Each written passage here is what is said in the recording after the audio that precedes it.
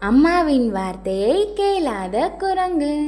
ஒரு பச்சை பசுமையான அழகான காட்டில் ஒரு சின்ன குட்டி குரங்கு வாழ்ந்து வந்தது. அந்த குட்டி குரங்கு மிகவும் சுறுசுறுப்பானது.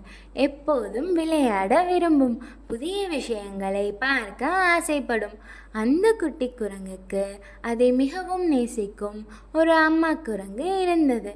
அம்மா குரங்கு எப்போதும் தன் குட்டியை பாதுகாப்பாக பார்த்து கொண்டிருந்தது.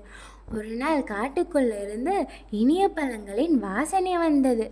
அந்த வாசனை குட்டி குரங்கின் மனதை மிகவும் கவர்ந்தது. அது அந்த வாசனையை பின்தொடர்ந்து காட்டுக்குள்ள ஆழமாக சென்று விட்டது.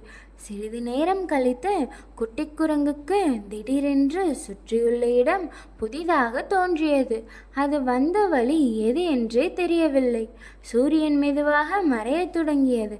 காட்டில் இருள் சூழ்ந்தது. காட்டின் சத்தங்கள் குட்டி குரங்குக்கு பயத்தை ஏற்படுத்தின. அப்போதுதான் அது அம்மா சொன்ன வார்த்தைகளை நினைத்தது. தனியாக காட்டுக்குள் போகாதே என்ற அந்த வார்த்தைகள் அதன் மனதில் ஒலித்தன. அந்த நேரத்தில் ஒரு நல்ல மனம் கொண்ட யானையின் உதவியால் குட்டி குரங்கு பாதுகாப்பாக தன் அம்மாவிடம் திரும்பி சேர்ந்தது.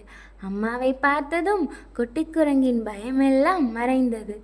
அது ஒரு முக்கியமான பாடத்தை கற்றுக்கொண்டது. அம்மா சொல்வது தன்னை பயமுறுத்த அல்ல, தன்னை பாதுகாக்கத்தான் என்பதை புரிந்து கொண்டது. அதன் பிறகு குட்டி குரங்கு அம்மாவின் வார்த்தையை கவனமாக கேட்கத் தொடங்கியது.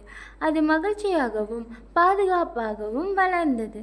இந்த கதை நமக்கு என்ன சொல்கிறது என்றால், அம்மா அப்பா சொல்வது எப்போதும் நன்மைக்காகத்தான்.